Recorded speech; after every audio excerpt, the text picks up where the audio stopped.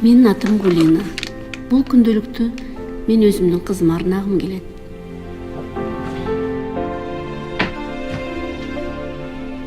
Чынын айтсам, азырынча өзүбүз деле билбейбиз ким төрөлөрүн. Эгер эркек төрөлсө, баланын атын папасы коет. Кыз төрөлсө, мен коем. Эң негизгиси Кудайдан суранарым, ким болсо да аман эсен төрөлсө экен. Бирок жүрөгүм сезип турат, баланын атын өзүм эле коет болушум керек. Это верные друзья.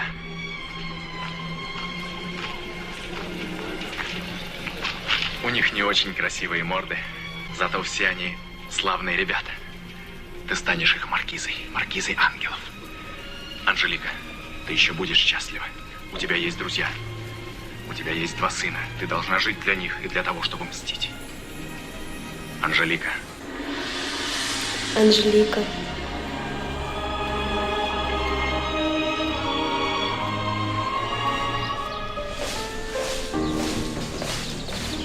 Скажите, ребенка. Спасибо. Такая девушка-лапочка.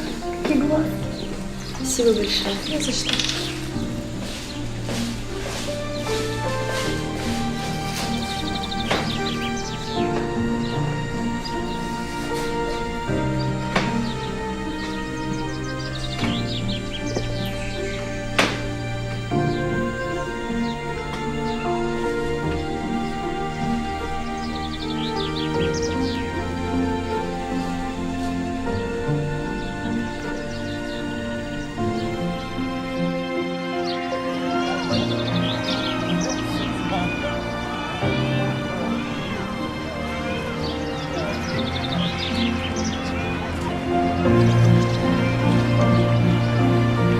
Ваш муж, наверное, опаздывает. Он уехал в командировку, не успел приехать. Ну, давайте сфотографируемся. Да не обязательно. Я лучше пойду. Спасибо вам большое. Ну, одну фотографию на память давайте. Аделя, сфотографируй нас, пожалуйста. Жылмайып койгула. Тарттым.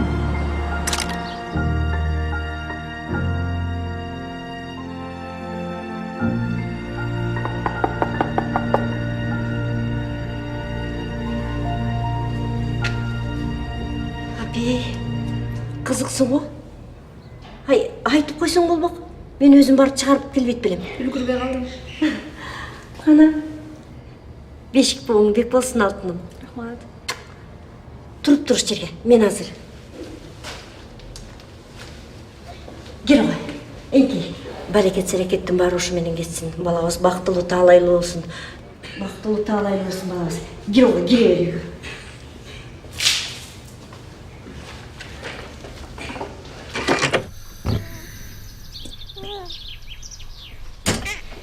Жетті алай шашқалақтап атпай кім екенін сұрабай қалып тұрмын.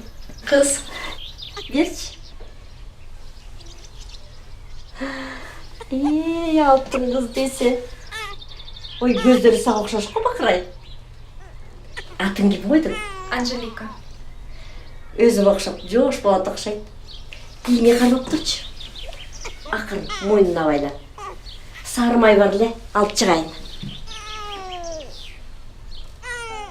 Ушул күнгө чейин апам айтса ишенчү эмесмин. Чын эле эне жүрөгү сезип тура. Бир эле өкүнүчүм бар. Ушул күнү жумушуна байланыштуу папабыз жаныбызда болбой калды. Эже, бул сүткө суу кошулган эмеспи? Жок, кошулган эмес. Муну кара тигириңдеп. Кимдин кызы болду экен? Суу кошулган болсо менин мамам тажал келип чыр салат. Мен андан өткөн тажалмын да, кел идишиңе куюп берейин,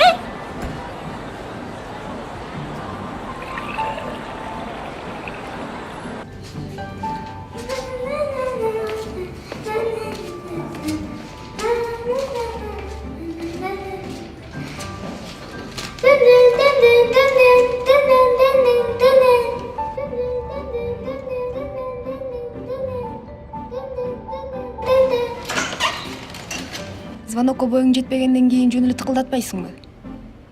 Айылда тыкылдатат, шаарда звонить этет. Сайракан көп сайрабай бас колуңду жу. Баса жүрсөң, мисалы бир нерсе көрсөтөм.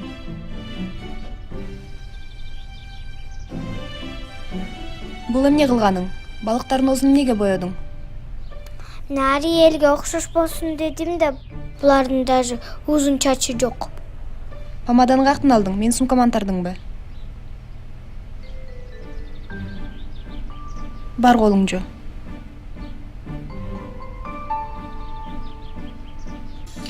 Ушу менен микрофон жазачы.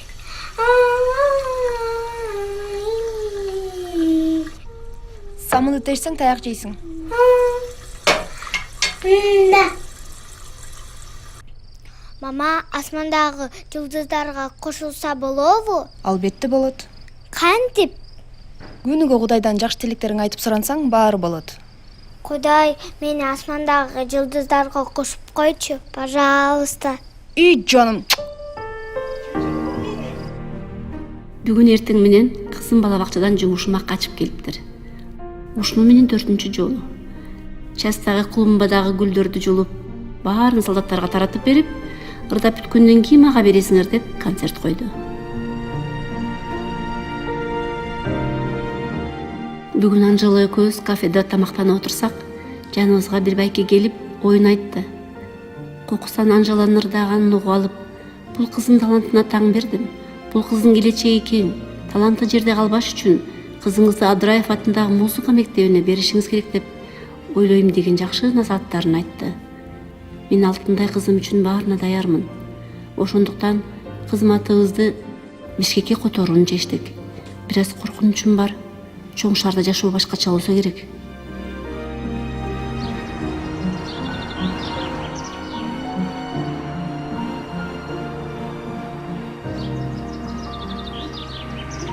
О вас очень хорошо отзываются в Таласе. Но в данное время у нас нет свободных мест на вашу должность. Поэтому вам придется побыть пару месяцев в распоряжении. А заработную плату во время перевода будут выплачивать? Увы, к сожалению, нет. Это возможно только после того, как вас утвердят на должность. Но есть вариант. Вы можете пока поработать у себя в Таласе. А когда утвердитесь на должности, будете получать зарплату уже здесь. Только если так.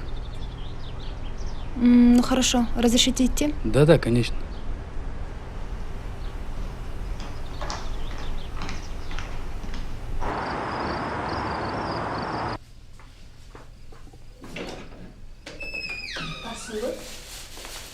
Документтерди жүрүп кеч болуп кетти. Анжела каякта? Сени күтүп отуруп калдым.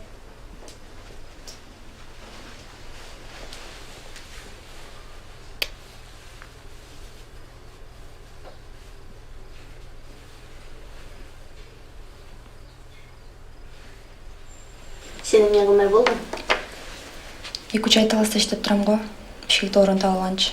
Анжелика көнүп кеткенче көз салып турасыңбы? Мен го көз салып турам. Бирок ал сенсиз кантет.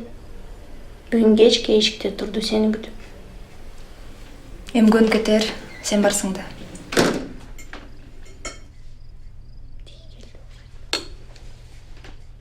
Алда кебетеңди карачы. Элдин баарына уят болмой болдуң. Не yaptı gördün? Сага караганда эшиктеги иттер тазараак. Ne? Akta gittir ey. Ne de otasın hazır ey. Ben de bitir. Çam de. Taç çare. Bak жоғал! Soğukqanda gel akmak!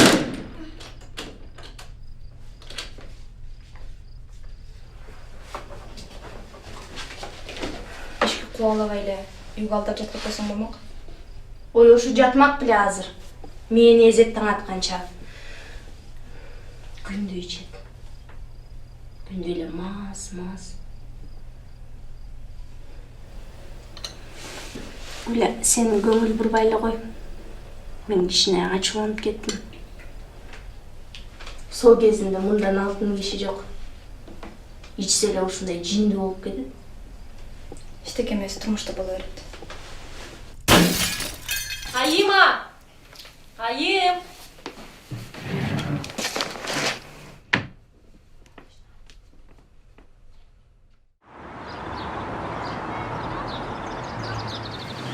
Анжелика, кызым, тура кой, бүгүн сага карашым керек. Биринчи күнүң эмеспи? Кума, Оо, мырзаны өтөрүңүз. алып берем. Чынында шаарда жашоо башкача экен. Келген эле күнү шартка байланыштуу паркта түнөдүк. Түнү бою уктабай чыктым.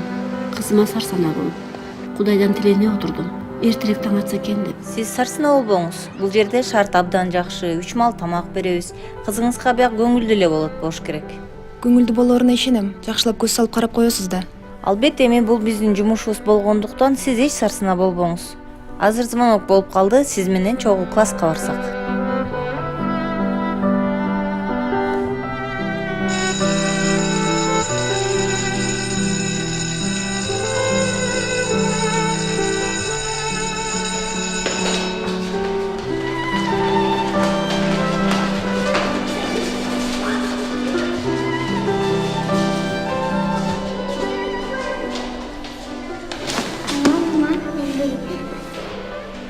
Ажарай келин деген кыздар менен таныштым, алар Албанска барган. Жанга. Сага бул жер жактыбы? Ооба. Курсандыкпы? Ооба. Сен кийимдерин алып келип шкафчикке салып койдум. Бул кабай жакшылап уруу макулбу? Мен жума сайын келип турам. Тентек кылба, мени уят кылба макулбу?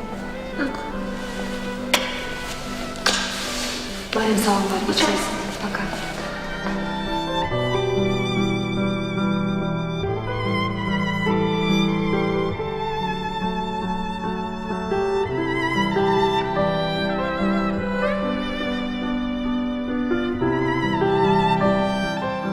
Алтындай кызымды чоочун жерге таштап кетем деп эч качан ойлобоптурмун. Жүрөгүм кысылып, кайралып кетсемби деген ой кое бербей жатат. Бирок кызымдын келечеги үчүн мен баардык нерсеге даярмын. Кызыма ишенем. Анткени ал өзүн аябайтын. Кудайдан бактылуу болсо экен деп суранам. Кызым буйрса, сөзсүз ийгиликке жетет. Ямгырда чуркап жүргөнмүн, жадабай ойноп күлгөнмүн, карлыгач болуп учканбын балалыгым.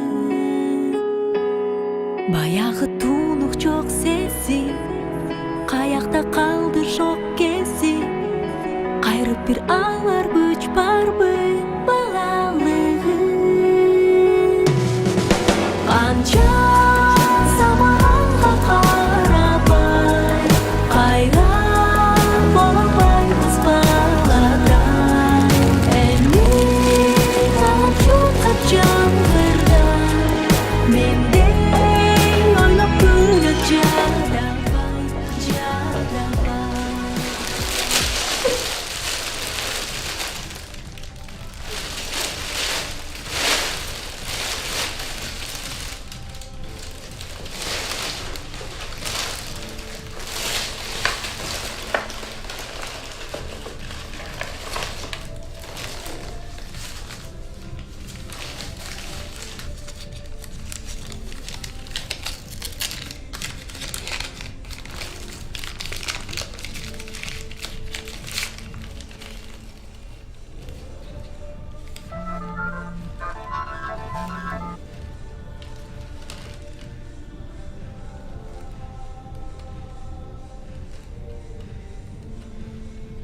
Алло, угуп жатам, ким бул? Алло, Анжелика, кандайсың? Мен Урмат байкең. Урмат байке, кандайсыз? Жакшы. Жүрөктү аябай чүрдүңүз го? Өзүң кандай?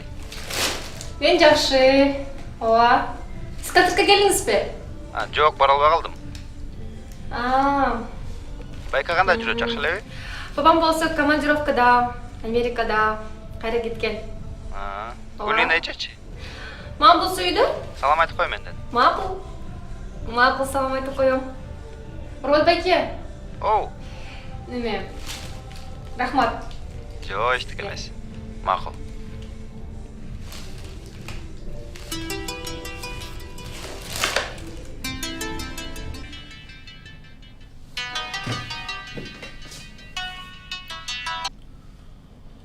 Алло. Алло. Бакы кандайсың? Бул мен Байзак байкеңмин. Байзак байке. Кандайсыз? Жакшысыңарбы? Ден соолуктарыңыз кандай? Сен сурагандан бери жакшы эле. Биздин иштер кандай болуп атат? Жакшы, биз иштеп атабыз акырын. Бакыбай, сен сөзүңө турбаган жигит экенсиң. Анжелика менен тааныштырам деп коюп, концерт уюштуруп. Болгондой? Ал сөзсүз болот байке. азырынча концерт уюштурганга акча жок болуп жатпайбы? Мен сага айтпадым беле. Расходтордун баарын өзүм жабам деп. Жарайт. Жарайт байке, сүйлөштүк. Давай.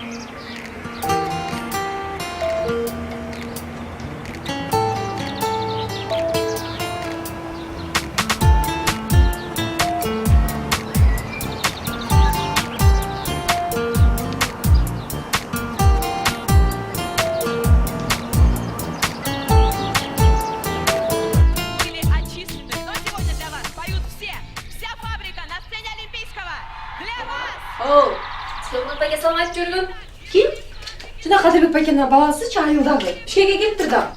Келиптир, анан чочун киши деп болбой салам айтпай келбейби үйгө. Сиз андан көрө ии дебейсизби? Атайын мага Москвадан ала келди. Кымбат телефонго. Тапкан ташыганын байкуш белек кылат экен да. Ай, муну шындырады. Алсасын Урматка кече алып. Алло, Урмат. Кандайсыңар? Келдиңби? Кандай иштеп келдиң? Айылга бардыңбы? Үйдөгүлөр кандай? Ой, мен бара албай жатам, бошой албай жатам. Ай, келсең капыра үйгө келип тамак ичип кет. Макулбу? Мейли анда.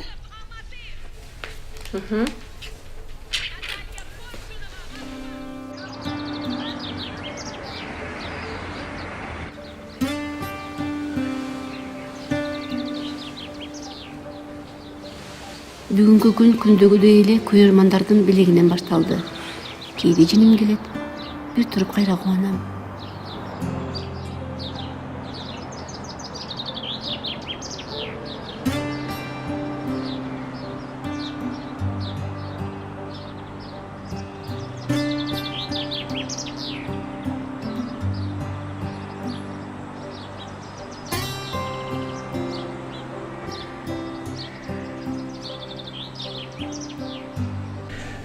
Кече Анжеликанын мамасы менен сүйлөшкөм телефонда.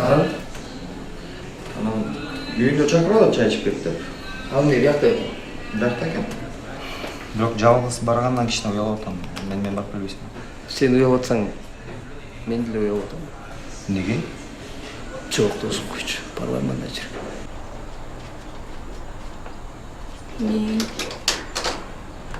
Кел, Урмат. Кандайсыз? Кандай, жакшысың өзүң? Өзүң чоң. Жакшы. Саламат, киргиле. Москвада канча жүрдүң? 5 жыл жүрдүм го. Көп убакыт өткөн турбайбы? Өзгөрүпсүң, кел отурган чай ичели. Анжелика жок үйдө. Саакка кеткен келелек, келер маалы болуп калды. Ана, келип калды окшойт. Нормально. Кичине толкун алып Урмат акеңдер келген. Кандайсыздар? Кандайсыңар? Жакшы, өзү кандай? Жакшы, акырында. Окууларың кандай жакшы? Сен чай кой турчу, мен тамак пишип калды, барып келе калайын. Качан келдиңиздер? Эсиңдеби? Козудан качып жүргөнүң. Ал Козудагы аябай страшный болчу да. Бир буту жок, аркама насып кол. Койлорго концерт койчу да сарайда. Аш постко чыгып алып, берилип ырдап, анан кийин автограф таратып. Ал койлор мени уксачы. Кошо менен маарайт. Байзак байке. Азыркы заманда кыргыздын шоу бизнеси абдан катуу өнүгүп баратат. Мүмкүн болсо акчаны ушул жака жумшаш керек. Жекеле шоу бизнес дүйнөсүндө өзгөрүү болгон жок. Мага шоу бизнестен бир эле нерсе керек. Сен аны жакшы билесиң. Мен бухгалтер менен байланыш. Канча керек болсо аянбайм. Рахмат Байзак беке. Чоң рахмат. Жарайт. Бакыт. Бул сен өзү чыгармачылык ишисиң. Неке кайып деген эмне? Неке кайып деген маңдайыңызга жазылган адам да. Азыркы заманда неке кайыпты да акчага сатып алса болот. Көп сөзбү? Сөзбөйм. Түшүндүм. Рахмат Байзак беке. Мен кете берейин. Чоң рахмат. Тамагыңыз дамды таттуу болсун. Жакшы калыңыз.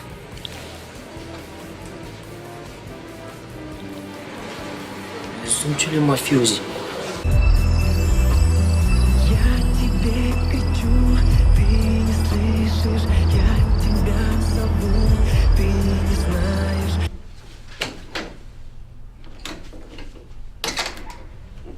Доброй ночи, тетя Рая. Заходите. Ага, добрая. Гуля, что? Спи. Да, что случилось? Ой, сколько можно терпеть? Спать не дают. Днем и ночью ходят и ходят, ходят и ходят, ругаются, дерутся, разбивают друг другу машину. С этим надо что-то делать. Тетя Рая, мне и самой перед домом неудобно. Я их-то и толком не знаю. Я не знаю даже, что делать. И участковую попробовали звать. Не помогает. Ну выйди тогда сама выйди. Пойди познакомься. Ну это не так просто, тетя Рая. Вы просто не понимаете. Ну давай, Анжелка, давай. Выйди сама, познакомься. С этим надо делать. Ну днем и ночью покоя нет от них. Давай, давай. Вы не переживайте, я что-нибудь придумаю сейчас. Давай, выйди, познакомься, давай. Хорошо.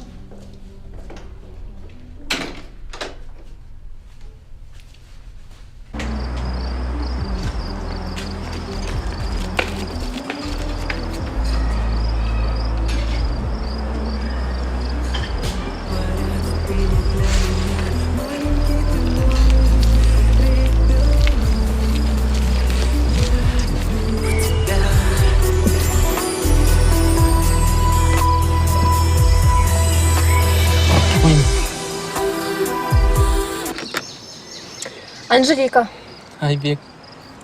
очень приятно. Но неприятно то, что ты не думаешь, что в этом дворе живут еще и другие люди. Не очень романтично, да? Да? Да. Так вот, прошу тебя больше не беспокоить. Хорошо, я больше так не буду делать, но с одним условием, если ты со мной поужинаешь. Ну, у меня уже есть человек, с кем я ужинаю. Так что желаю тебе спокойной ночи.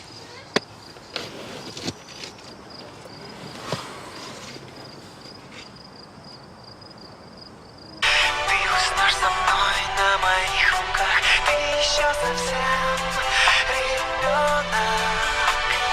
И еще Париж где-то в облаках. Я весь для тебя котенок. Пусть все говорят, ты не для меня. Маленький ты мой ребенок. О, Анжелика. Урмат байке, кандайсыз? Жакшы. Бош ой жатасызбы? Жок, бош элемин. Ойлонуп кетиптирмин. Кыргызстандын экономикасын кантип көтөрөбүз деп. Сизге жолуксамбы деген болчумун. Тынч элеби? Ооба, жолугуп эле айтайынчы. Макул. Кайсы жерден жолугабыз? Жүрөктү түшүрдүм го. Тынччылык. Сага жеткенче канча деген ойлорум башыма келчү. Баары жакшы эле болгону аябай жатып жиберишти. Ушуналарда урушуп, апамасына да аябай уялып атат. Папаларың менен сүйлөшүп коеюн ба? Жок, андай деле эмес болгону. Бир жумадай мындай жигитиндей болуп жанымда жүрүп койсоңуз, балким алар басылып калат. Ошол элеби? Ооба. Макул. Эгерде басылышпаса, мен алар менен башкача сүйлөшөм. Сүйлөштүкпү?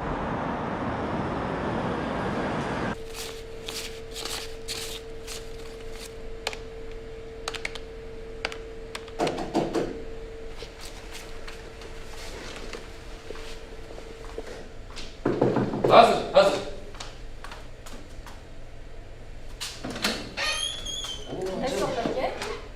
Жақсы. Барсың ба, Анжела? Мен ғой бармын, өзіңіз жоқ болып кеттіңіз ғой? Кел, отыр. Как раз керек болып тұрмыз маған. Мен сізді жұмысқа дәл ойлап келерген. Анжела, жақында концерт ұйыштырған жатам. Сен ал жаққа сөзсіз керексің. Байзақ деген чоң бизнесмен шақыр. Клип тартқан бойынша, спонсорство бойынша сөйлесеміз. Жақсы. Бақытбекемен ақшам не болды? Ақшамен мен тегі афишаны, рекламаның қарыздарын жауып салып, өзімде де бір тиын ақша жоқ болды. Мен экзамендерімді башталғанда, мен жол кіреміне жоқ болады ақша. Жол кіреге, конечно, тап берем қазір. Жол кірегені, мына жақта 100 сом бар екен. Шыны алып қой. Аға, 50 сом дейді. Ертең көрішіміз, ә? Көршіміз. Жақсы бар, ә?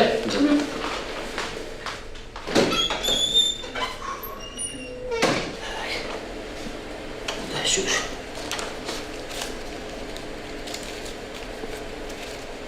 Harbi akçanın özünün ordu var.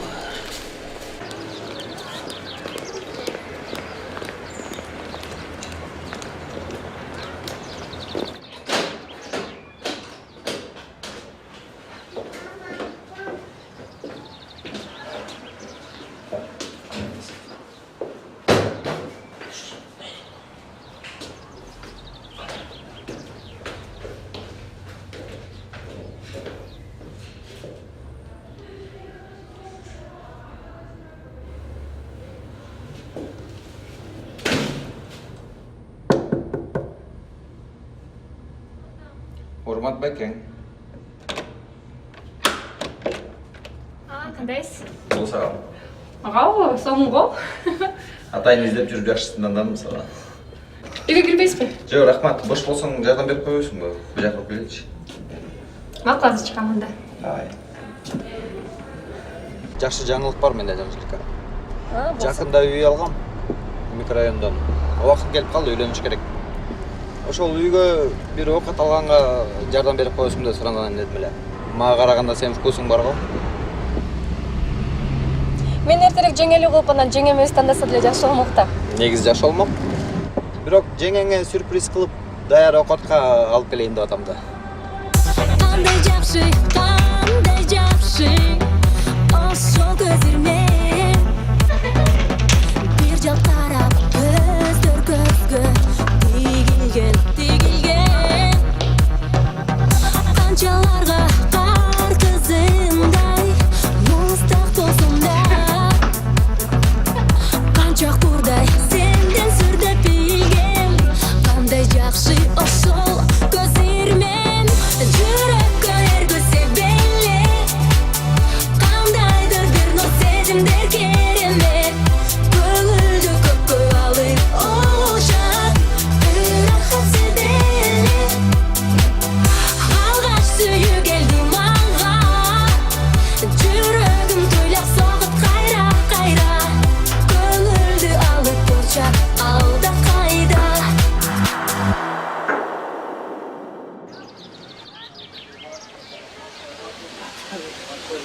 Ассалаумағалейкум. Таныша алып әлі, атым Айбек болады. Урмат. Анжеликаның жігіті болып атам ошоға чим бі? Колон не ол? Өпкілемі сүйлесің бі, таныстықсың. Бар башқа жаққа ойночу. Сен еркелеткің уақытың жоқ еді.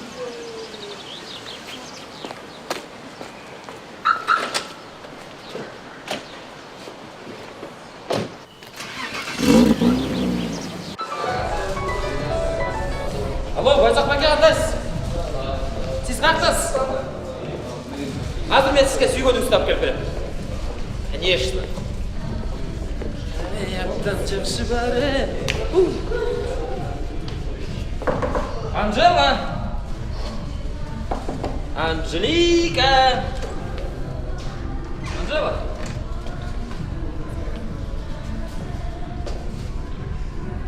Анжелика, көрдіңіздер ме? Она в аэропорту ехала отца встречать.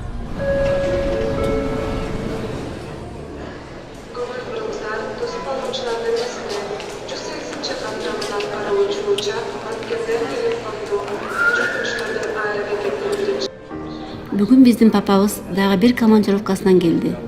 Анжеликанын концертине жетишем деп дагы кечикти. Биз ага көнүп деле калдык.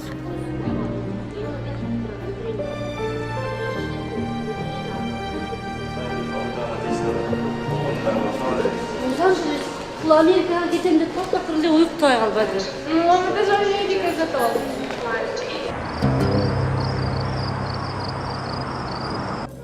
Ne olma öyle gülüyorsun gel. Bak koy kandaysın. Gel otur. Gel. Anjelika geliyor yok mu? Байзақ бәке, Анжеликаның атасы Америкадан ұшып келіп тұр, шоны тозып алғаны кетті. Дағы не деген тұрасың? Байзақ бәке, сіз еш қамсанамыз. Мен ертең сөзсіз жолығушыны ұйыштырып берем. Мен сай жаш баламын ба? Жаш баламын, мен сенден сұрадым. Жоқ.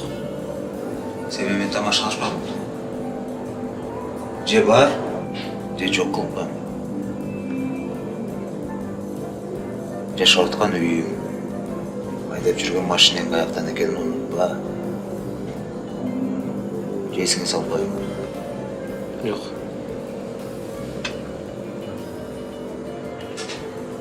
Бар. Иманмен жолушқанда міне. Жаш, чырайлы қыз.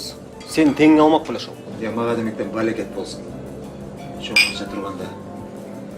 Қарағанда қалжыңдадың ғой сен.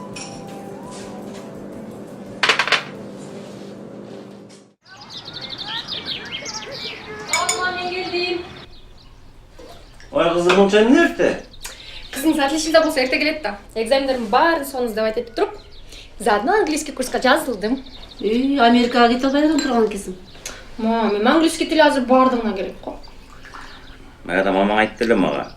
Машинеге акча чогултуп жүрөт деп. Канча болуп калды ошол акча? 3000 теңгеге. Эмне машина айнатасың? Гольф тройка. Бир жерде кып-кызыл цветтеги машинасы бар экен. Болгондо дагы гаражда экен. Вообще айдап тур, жапчаң койгон. Кыздардын баары эле машина айдап жүрөт го. Ана канча жетпейди? 5300 берем деп болбой атат. 2000 эле жетпейт. Ай мамасы, баягы биз чогултуп жүргөн акчадан бер. Эми ушул үй айдаган билбесе, азыр эрте эмеспи? Америкага кеткен жатсаны ким айдайт? Эми Кудай буйруп Америкага окууга кетип калса, Америкага кеткенге бул жакта машина айдап үйрөнүп алсам, кетип калса гараж турат, гаражга камап койсоң, татынакай тура берет. Вот так. Мен Варжинияга жөнүндө барып жүрдүм, мам.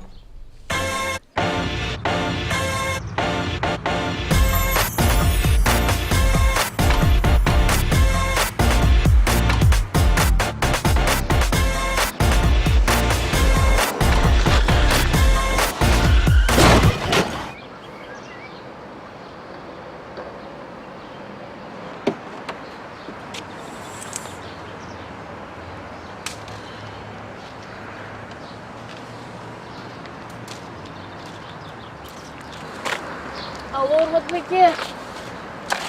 Алло. Бир тил албаган кыз экенсиң го. Анага эмне анча улуктуң? Азыр эми папаң урса дагы кейит.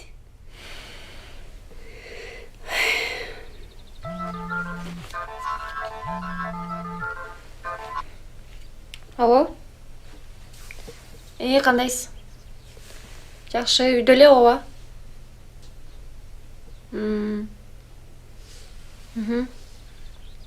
Макул азыр. Каяка? Бактыбеке келдим деп коюш намына. Качандан бери иштен күтүп калыптырам. Билбейм, сурап коюнчу. Жанында иштер бар дейт го, клип боюнча. Кандайсың, каскадер? Жакшы. Жата элек белең? Жок, мамам телефон аткан үйдө. Баягыда мен сага айтып аткан бизнесмен Байзак деген келген. Бизге клипке спонсор болуп берет. Сен концертиң уюштуруп берет. Бардыгы абдан жакшы болот. Сен аны менен жакшылап сылык сүйлөшүп кой, макулбу? Жүрүп учурашып кой, мен сени тааныштырып коем. Бакта отур.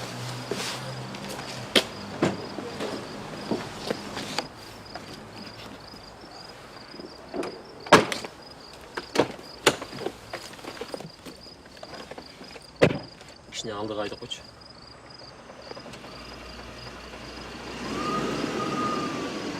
Жакта Байзак байкебиз. Жаш таланттарды ар дайым колдоп турган байкебиз. Силер эми жакшылап таанышып сүйлөшө бергиле. Мен телефон чалып алайын, макулбу?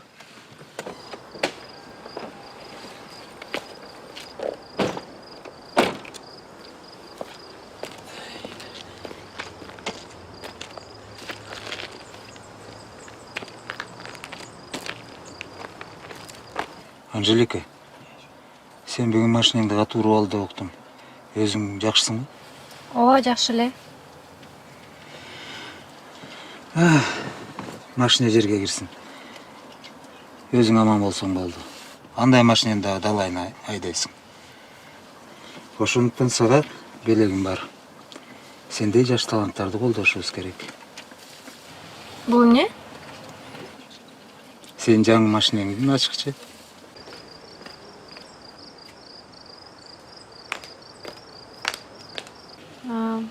Рахмат, мындай белекти ала албайм.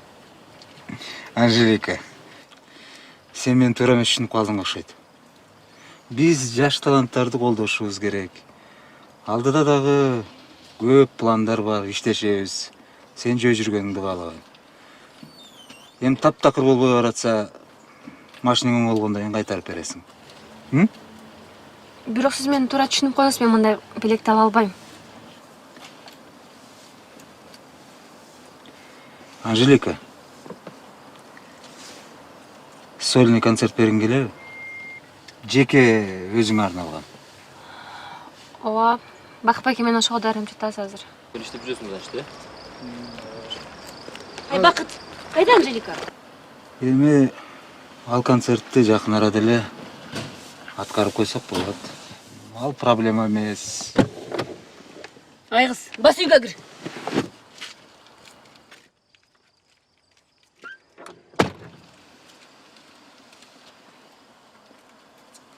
Ай, Бакыт, бул эмне кылганың я?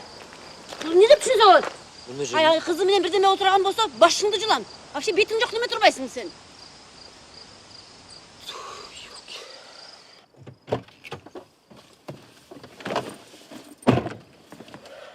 Байзак байке. Буга көңүл бурбай эле коюңуз. Эртең сүйлөшүп, ачуу старагандан кийин өзүм бүтүрүп коем. Эмнеси болсо да бул иштин аягына чык, Бакыт. Аларын алдыңбы? Эми бүтүр. Бүтүрбөгөндө кайка бармак элек Байзак байке. Мен жаман оюм жок. Чындап эле Анжеликаны көндүрүп башка өлкөдө үй бүлө кургум келет. Күчкө салып коюш делеге колдон келет дечи. Бирок кыз жаш. Эми таптакыр эле болбой баратса аны да көрөбүз да. Айда.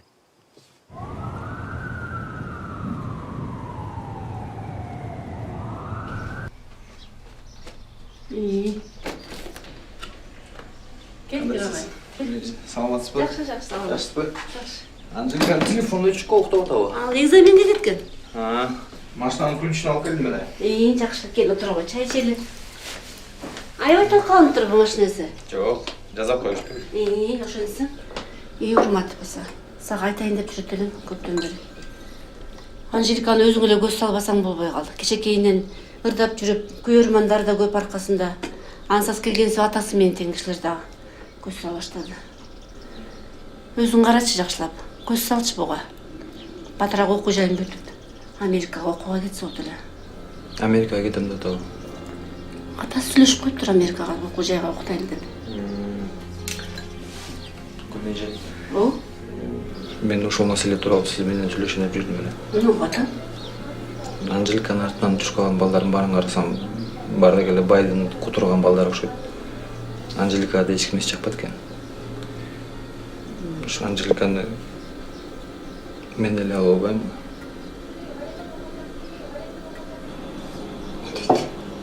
Чындап айтканда Анжеликаны көптөн бери сүйүп жүрөм. Мага байке деп мамиле кылгандан кичине коркуп атам. Сизге айтканым кичине жеңилирээк болот. Бирок бактылуу болом деп сөз берем сизге.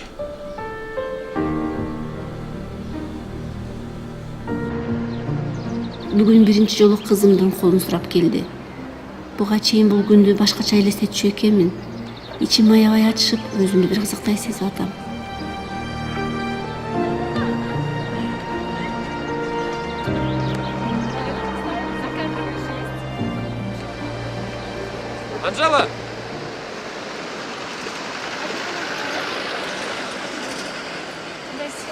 жакшы арзан. Көчө Гүлин эже туура эмес түшүнүп калды окшойт, Бактыбек аныңызды чын айтсам мен деле түшүнгөн жокмун. Мага сизге аябай жини келип атат. Абдан чоң спонсор болгондон кийин колдон чыгарбайын деп мен да шашкалактап келе калбадымбы? Бактыбек сиз мени ким деп ойлоп атасыз? Анжела, мен сени эч ким деп ойлогон жокмун. Сен азыр ачууга алдырба. Мен сени жаман жакка түртүп аткан жерим жок. Жылдыз болгондон кийин жылдыздай жүрүшүң керек сен. Жакшынакай машина болуш керек сенде. Жакшынакай үйдө жашашың керек. Ушинтип эле маршруткалап жүрө бересиңби? Бир жака конкурска барсак, же жакшы бир сонун клип тартам десең, анын баарына акча керек. Мен сен үчүн чуркап жүрбөймүнбү? Андай кыйын болсоң спонсор өзүң таба албайсыңбы анда? Апаңа жакшылап түшүндүрүп кой ошону.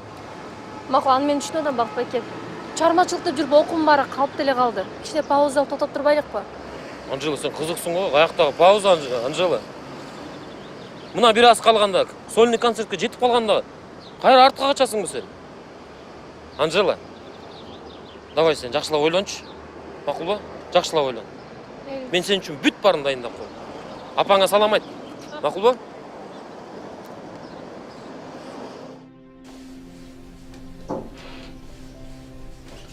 Мам, келдиңизби? Келдим. Сабак даярдап атасыңбы? Жетишип атасыңбы экзаменде? Урмат келип, машинага чыгышын баштап кетти. Машина бүтүп калыптырбы? Сага чалды? Телефонун өчүп салгам да. Анын үстүндө баары чала берип, экзаменасында да жатышты. Номеримди алмаштырам го. Мына, азыр келатсам отурат сагалашып бардыгы. Ушундай коркчу болдум ай, таң атканча жүрөгүм ооруйт.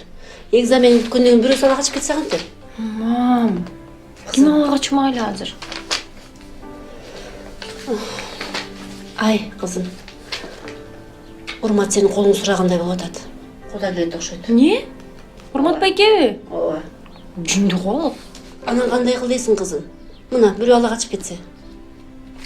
Турмушуң кандай болот? Келечегиң кандай болот? Ага караганда Урмат өзү таанаган бала. Айылдык бала, окуусу бар, жумушу бар. Сенин келечегиңди ойлоп атам. Эми өзүң чечесиңдечи турмушуңду. Мам, кыпылышымды күйгө берем дей бересиңер, азыр мен күйгө деген вообще даже оюмда жок. Окушум керек, мен каяктагы күйүн? Түшүнүп бересиңер калп эле. Конкурс ала качып кетсе, кандай турмуш болот деп атам сага? Ала качпайт. Андан көрө ылайыктуу, өзү таанаган, акыл эстүү. Урмат жаман бала эмес го. Чай даярдачы, чарчап келдим.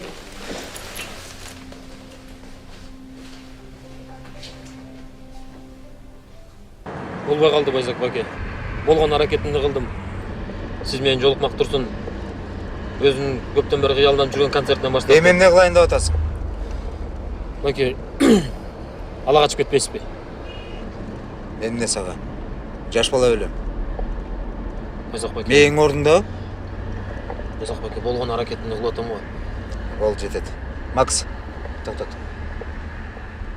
Дагы аракет кылып көрбөйм Байзак байке. Кыласың аракет, кыласың.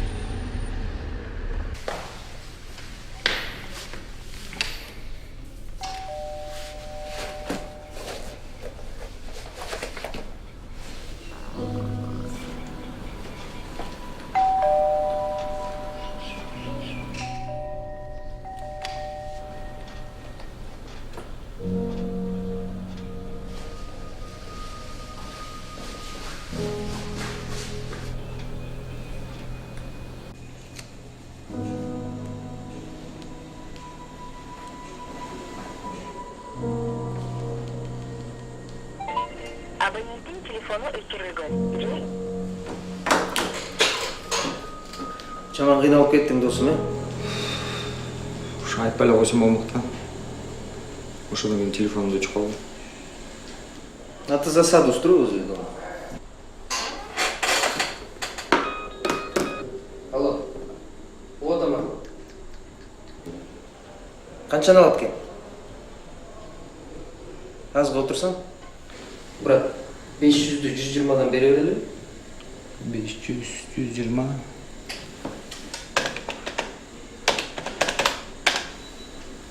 Берер. Мейли берерле. Жакшылап санагыла. Ой, мен кеттим анда. Кайда брат? Анжелика калат? Жок ай, жумуштары бүтүш керек biraz.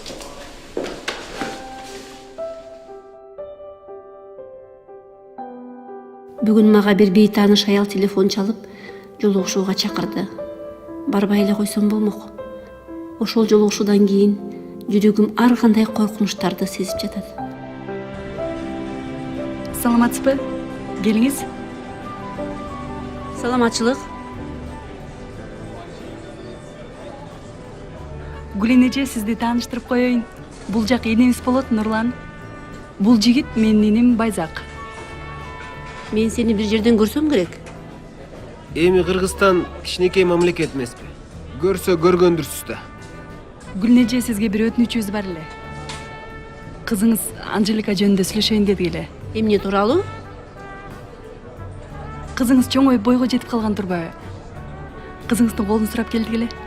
Түз айтып койсок, кечириңиз, биз да толкундан турабыз. Мен үй бүлөдө жалгыз эмесмин. Анжелика жаш.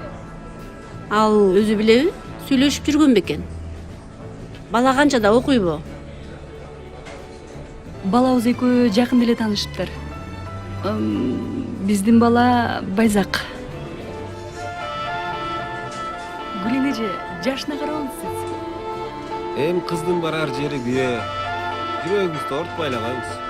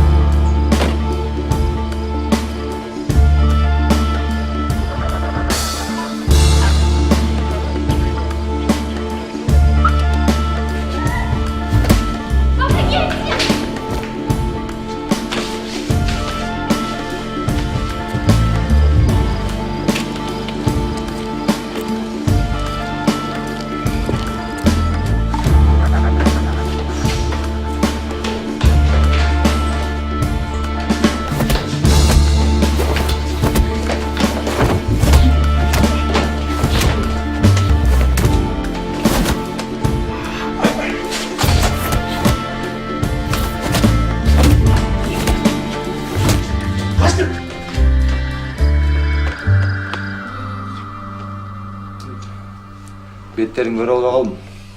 Качып кетишти. Буларды эртең милицияга барыш керек.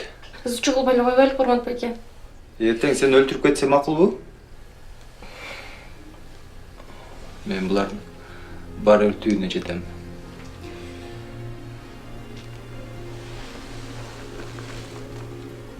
Анжелика. Мен Алло. Я. не болду? Мам. Жакшы элесизби? Жакшы элем. Сиздин мындайыңыз жок эле го, жүрөк түшүрүп. Не болду? Сүйүнчү. Жакында бөөктө болосуң.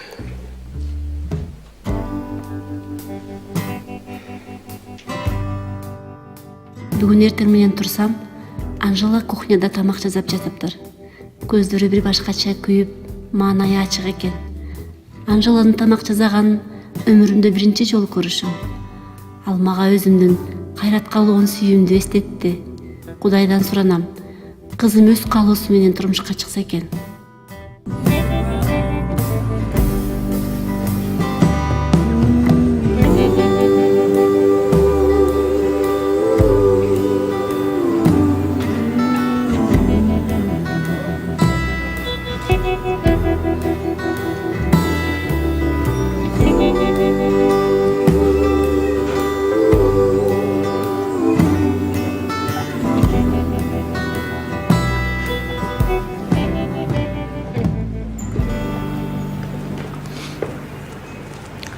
классташым болот.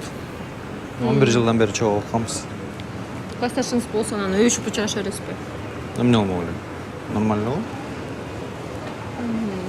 Онда өбүшүп жүрөбүз. Бизде классташтар бири-бири менен өбүшүп учурашпайт. Ошон үчүн сурадым.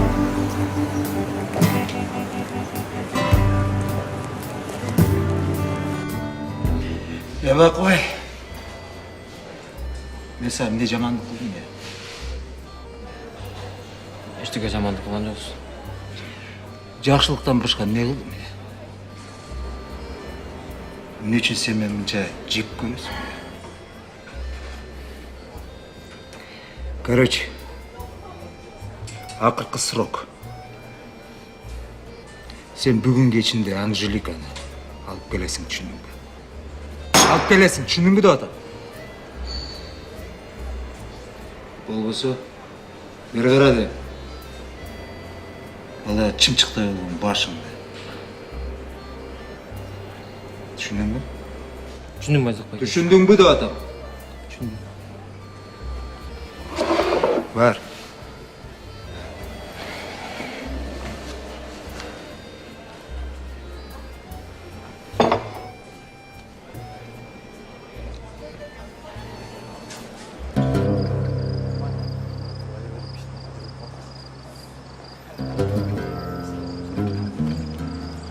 Assalomu alaykum.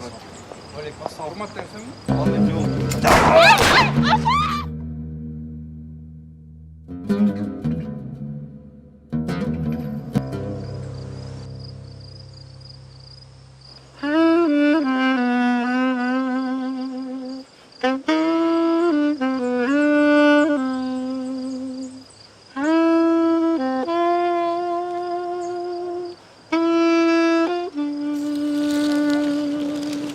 Анжелика.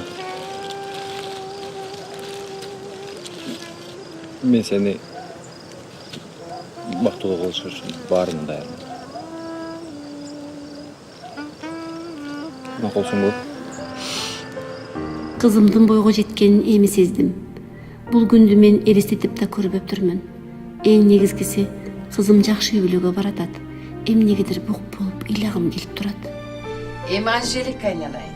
Бу күйөө деген татаам нерсе болот. Баланы жашынан күйөөнү башынан дейт. Күйөөңдү азыртан кармабасаң кыйын. Уктап жатканда көзүн ач электе. Чалабыл ачканда эле чаап салып туруп жумушкайдагы. Азыр ким биринчи чапса, үйдүн кожоюну ошол. Түшүндүңбү? Ай, жеңе. Мындай кантип болсун ай? Кичине мындай ойлонбойсуңбу? Ай, сен деген эми таластын келини болосуң. Уктап жатканда эле болевой кал. Анан сразу удушкага тартыш керек. Ай, потом жеңе, бул эмне кылганың ара? Жаш кызды алдап. Ай, Анжелика, сен буларды укпай эле кой. Мен да жаңы келгенде ушинтип айтышкан. Мына, сен деген турмушка биринчи кадамыңды жасап атасың. Сен күйөөңө кандай мамиле жасасаң, күйөөң да сага ошондой мамиле жасайт. Эркек деген бул үйдүн куту. А сен болсо үйдүн чырагы болгунуң. Ай, жеңелер, бир сөз баары мойнубузга алалычы. Баары бир эркекчи. Бизге караганда акылдуу. Ай, аның туура, аның туура. Ай, оба. Ошондуктан бекеринен айтылбаса керек жанагы сөз. Аял жакшы, эр жакшы, вазир жакшы, хан жакшы демекчичи. Ошон үчүн Анжелика жакшынакай каалоо тилек батаңарды берсеңер. Ообай жеңем. Туура, андан көрө бактылуу жашасын, ынтымактуу болушун дегендей. Ай, бактылуу бол алтыным ай. Ырыс кешиктүү бол. Ай, узун кирпик. Сен качантан бери акылдуу болуунан кийин бизге акыл үйрөтүп калгансың. Кел ачай иччи жеңе, болду. Такыр уктай албай жатам. Көзүм илинип кетип, түшүмө Анжела кирип чыкты. Куса болуп, аябай сагынып жатам. Турмушка чыкканына 1 жыл болду. Бирок жылдын ар бир күнүндө кызымды эстебеген күнүм болгон жок. Бул сезим энелерде эле болсо керек. Аман эсен көз жара алса экен.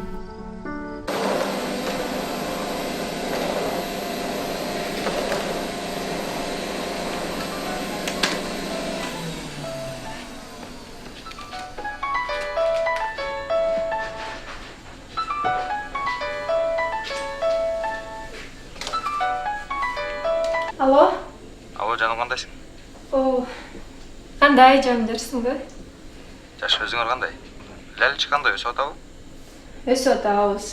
Жакындап калдык. Тамак ашыңар кандай болуп атат? Курсак ток элеби? Баары жакшы, баардыгы сонун. Сен эртерээк жумуштарың бүтүрүп келбейсиңби мындан көрө? Ошол жумуштар бир аз бүтпөй атат азыр. Сен аябай күтүп калып го. Мен Тилектен карызга акча сурап койдум эле, ошону алып келет сага. Карызга алып барабы беле койсоң болмок.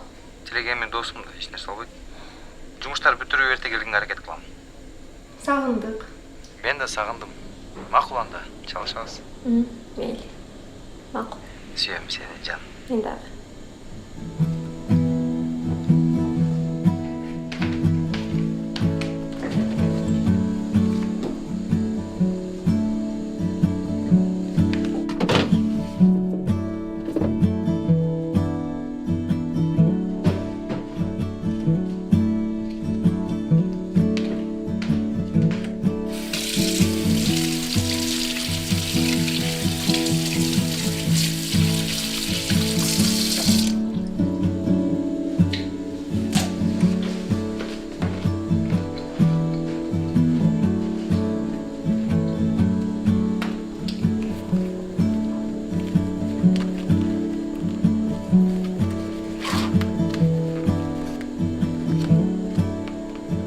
Bir стакан жаңылык берип койгочу.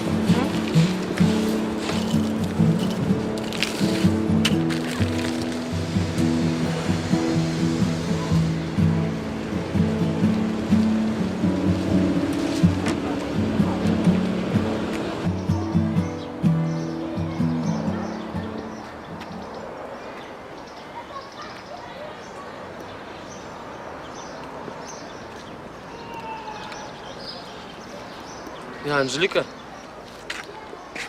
эмне телефонуңду албайсың? Кандай спак баке? Кайра чалып койбойсуңбу? Мен сизге баягы деле айтпадым беле. Азыр эч жака чыкпай элемин деп. Анын үстүнө күнү түнү чала берип тынчымды аябай алып атасыз. Сен күйөөгө чыккандан бери мага бир да пайда алып келген жоксуң. Чыгасың, еще как чыгасың? Сени Анжелика кылган ким? Унута элексиңби? Азыр менин жашоомдо биринчи орунда үй бүлө бакпайке. Өзүңүз көрүп атасыз го. Ошол семьяң бүт баарын бузду. Мен сени чоңойтсом, өстүрсөм, жылдап жүрүп атыңды чыгарсам, рахматың ушубу? Сиз мага кылган жакшылыгыңыздын баардыгына мен танбайм. Рахмат деп айтам. Рахмат деп азыр деле айта берем. Айтып келмекчимин, айта берем. Болгону сиз азыр кичине ичкүдүлүк кылып атасыз. Көрөм ошо үй бүлөң канчалыкка чейин сени алып барат. Убакыт келет, Анжелика. Чөгөлөп мага келесиң. Эстеп кой ушул сөздөрдү. Урмат экөөңөрдү ажыраштырыптын.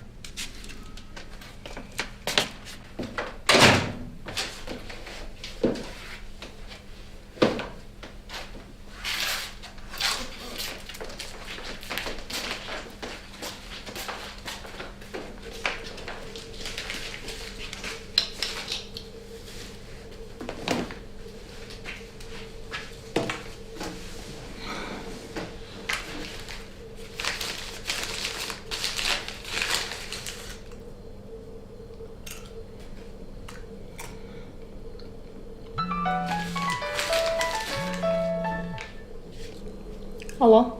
Алло, Анжелика кандайсың? Бул мен Тилек, таандыңбы? Тилек кандай? Жаш ден соолуктар кандай? Жакшы эле жашап жатасыңар? Менде баары жакшы, өзүң кандайсың? Жакшы, урмат чалды эле мага. Ошо аз акча болбойт эле, иш жерден чыкпай атат. Ора болбой эле койшо, өзүңдүн шартыңа карай. Акча болгондо чалып кой, макул? Мейли.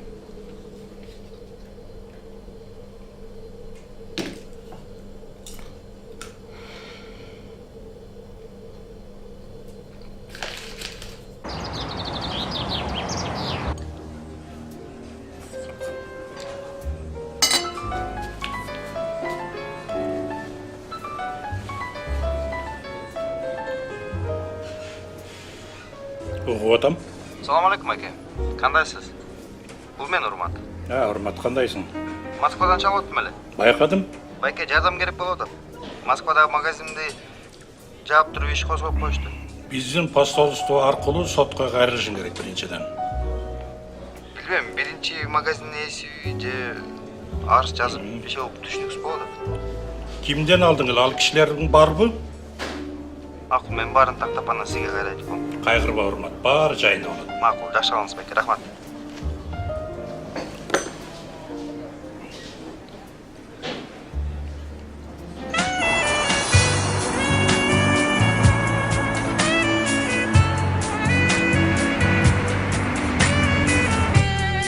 Привет, сюрприз. Привет, Анжела. Как дела? Yaxshi ishdan juraman. Көрінбей жүресің. Үйдө эле, билесиң да. Азыр үйдө эле. Как животик? Растем. Чоң айтабыз, жакындап калдык.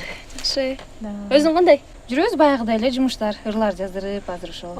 Күндө хиттер чыгып атат, окуп атам. Мен альбом эмне болду деп сурайын дегем. Альбом боюнча азыр кандай кыласың? Бошсуңбу? Азыр бош болсоң бир 10 мүнөттөй күтүп туралы, азыр оор бүткөндөн кийин бир жерге барып шашпай, тамактанып, отуруп алып туран сүйлөшпөйлү ошол боюнча, Мен бул шартым деле жок, эмгиде барып айлыкпа. Да ладно, чогуу эле барып, азыр күтүп тур андан кийин, Я приглашаю тебя, барып, отуруп, шашпай сүйлөшөлү, Ну ладно.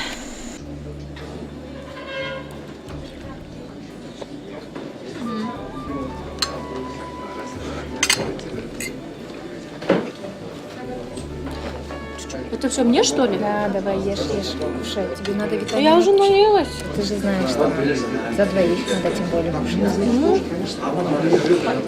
Приятного аппетита. Мүмкүн андан көрмө. Чынын айтчы, альбом болбойт ал. Альбом боюнча буйрса болот, Кудай буйрса. Азыр ырларды берип атам, эч жерде албай атат, өзүмө таң калышты го. Анан убакыттан көрүп аткам. Может, ушундай бир эме кылып атам десем, вроде аны деле жакшылап ойносом, аны деле билбейт болчу.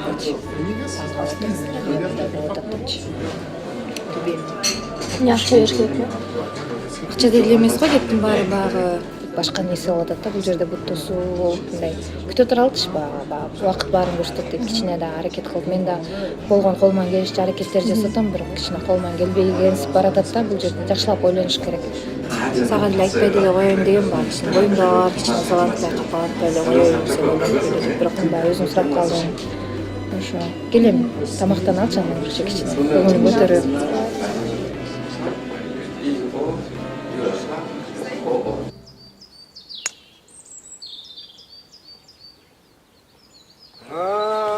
Эркин дос кандай? Кайда кандайсың? Жакшы, кандай өзүң? Кел отур. Кел. Көз бир шаарда туруп көрүшпөйт экенбиз. Көрүшүп калдык. Давай, за встречу. Кел, ден соолук үчүн. Бу өзүң издеп келчү маселең кандай шайтан айдап келип калды? Тынччылык эле? Москвадан бир кайрылуу келди эле, жакын энелерден. Ал жакта дүкөнүн тартып алып коюптур.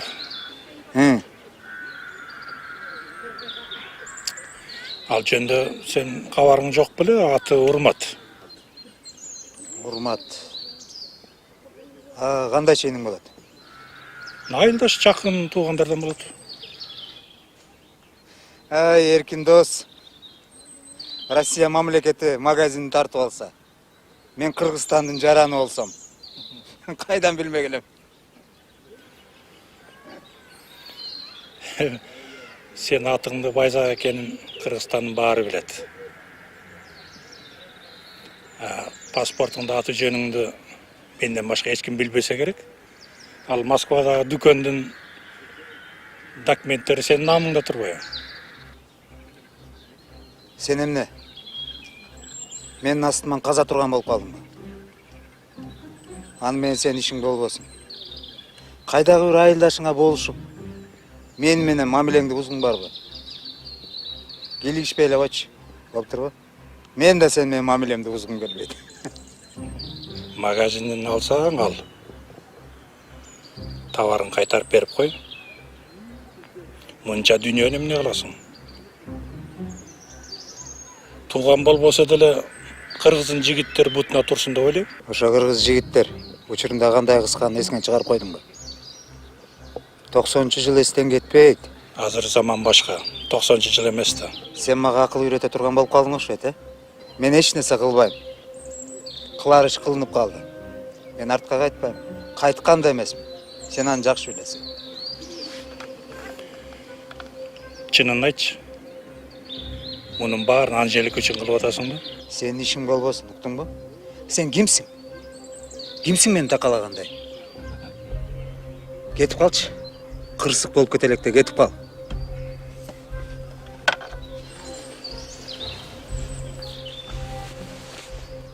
Мен сага бир нерсени эскертип айтып коеюн. Анжелика эч убакта сеники болбойт.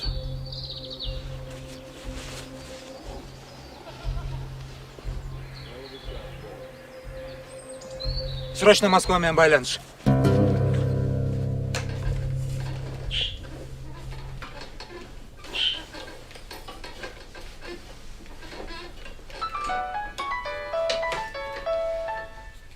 Алло, Привет, ты меня кылып атасың? үйдө жумуштар менен эле. Уборка, стирка. Ты особо не надрывайся, унутпа, впереди роды, Анжела.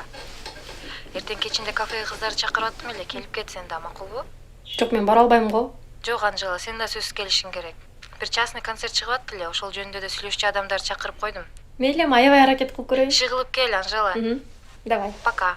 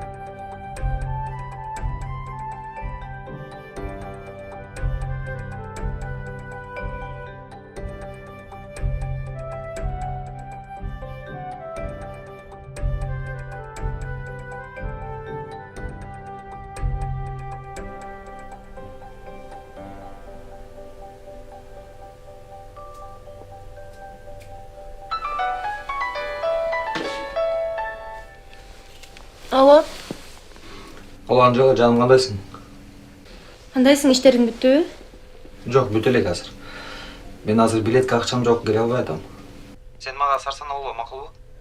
Бар жакшы болот. Время вышло у тебя. Ал Анжела, мен сени бир аз кийин чалып коем, макулбу? Алло. Алло. Алло, Урмат. Теперь по порядку давай.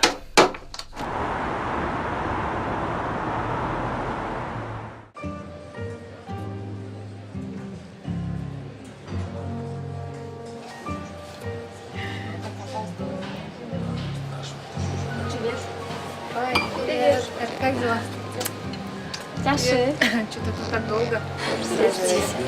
Познакомься, Аидку ты знаешь, Гульзада, Айджана, вот как раз Айджана твоя коллега. Очень приятно. Анжелика. Прекрасно выглядите, платье у вас шикарное, где приобретали? В Турции заказывала. Да, классно. Что турки умеют жить. Да. Ну, спасибо. Вы на каком месяце? Ну, у вас сколько? 9-й месяц. Да, Вас тоже, да? ну, чуть-чуть поменьше вас. Отойдем немножечко, да? Хорошо. Азыркы Гүлзада менен Айжана иностранный компанияда иштешет экен, фирмадачы. Анан жакында 25-inde корпоратив болот экен. Ошол жакка сени предлагать эттим, 25-inde жазып ал өзүңө.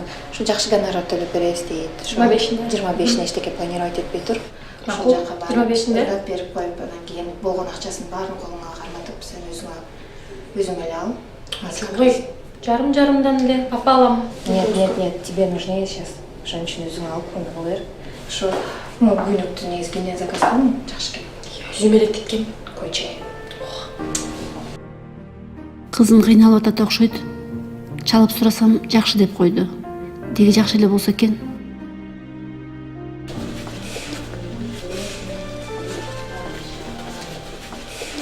Алло, Анжела, кандайсың? Жакшы. Анжела кечээкү боюнда бар кызчы. Ошол сен бөлүмүң кызыгып ошо каяктан алды деп сурап жатты. койчу, сеники ошондой бар беле. Азыр анда коюп турчу, мен анда сурап көрөйүн, чалып. Бир кезде эң кайрымаса чалып коем. Давай.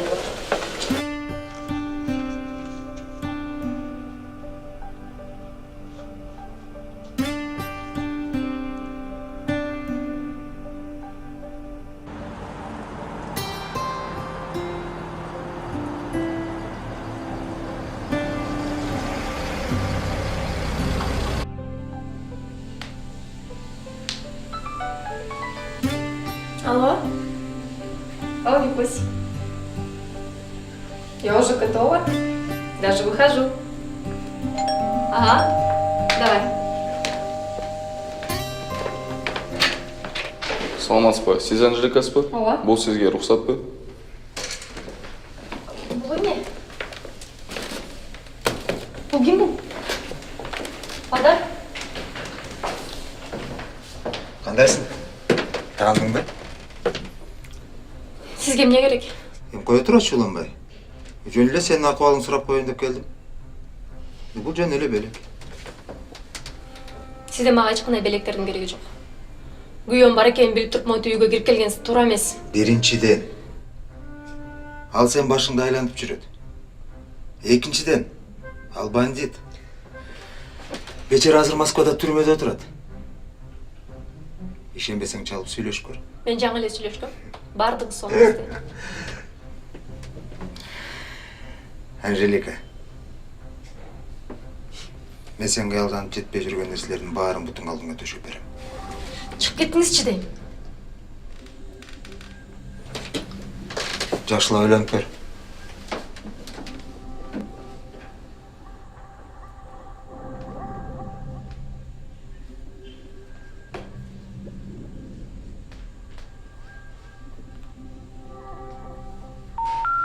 Абонент временно недоступен.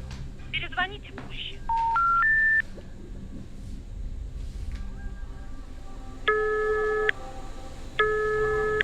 О, жеңе жакшысыңар. Алло, Данчик. Урмат каякта? Жеңе, мен аз башка жерде жүрдүм элем, Урмат байкем жанында эмес. Данияр, мага чыныңды айтсаң, Урмат түрмөдөбү? Жок, жеңе, аякта түшүнбөстүктөр болуп калды. Азыр эме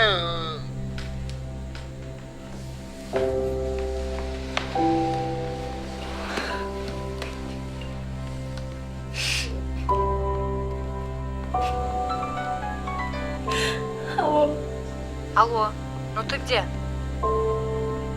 Мен бара албай калдым. Ты что, плачешь? Сейчас я приеду.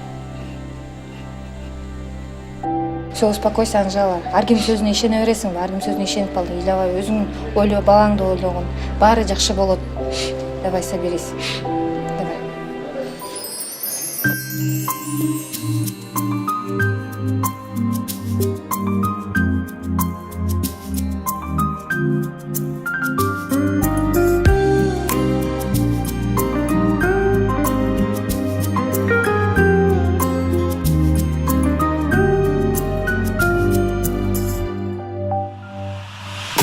Сансыз күндер зақымдап өтті сізіп, саға деген сезімдер алып ұшып, махаббаттан бұйырған әнші бізде, сағынышта жүріп біз сағынышып. Мен ешкімді мұншалық сағынбаған, мен ешкімге жалбарып жағынбаған.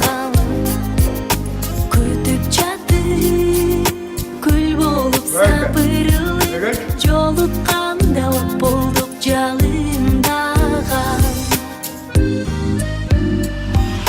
Сағынышың тарқабай улан ашық. Да. Алло, Байзақ байке. Тике Урмат Москвадан учуп чыгып атыптыр. Кандайча учуп келет? Сен каякты караттың эле? Кандай келсе ошондой кетет. Жемен жау. Мен ешкімге жалбарып жағынбаған. Күтіп жатты, күл болып сапырылып, жолыққанда от болдық жалындаған.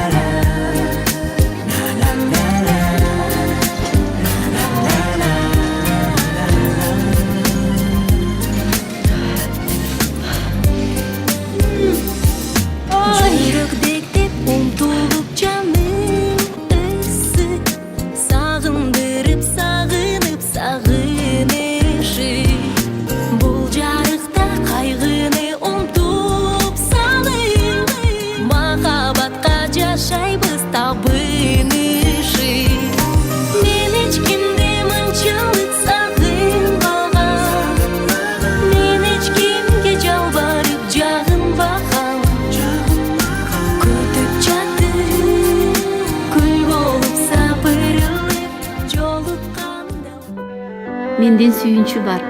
Анжелика бүгүн кыздуу болуп өз эйниге айланды. Мен болсо тайне болдум. Көп жылдан бери сырларымды сага жазып, сени кызыма деп арнагам. Экөөбүздүн коштошор күнүбүз эми келип жетти. Бүгүн сени кызыма белек кылып тапшырам. Рахмат сага, менин сезимдеримди өзүңө сактаган жүрөгүмдүн барактары.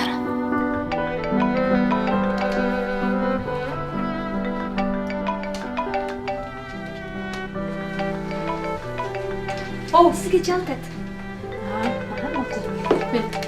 Тайнеңердин бак белеги берип келейин. Биз эртең менен бардык. Анан эртең дагы барабыз, Макул.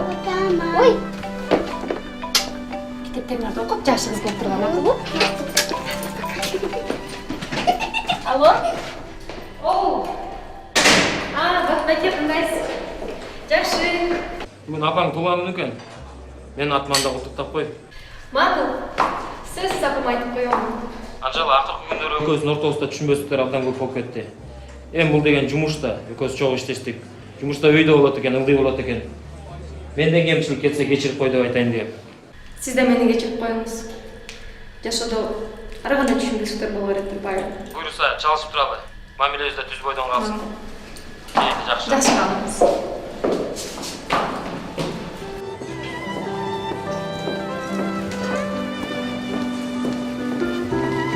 Сюрприз! Туғаныңыз рахмет. Бул бабам экөөбүздөн сизге.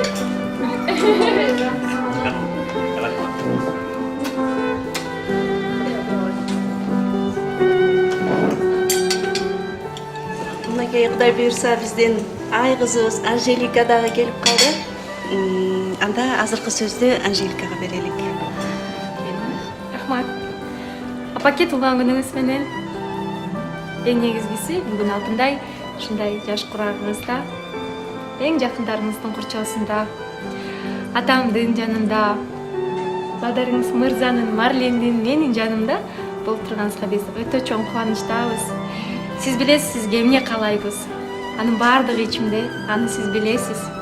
Мен ойлойм, эненин эмгегин бир тасмага да батырууга мүмкүн эмес. Азыркы сизге болгон белегимден баштайын каалоомду Жупари Сабай эжекемдин сөзүнө таандык апакем аттуу урду аткарып берип коеюн. Рахмат.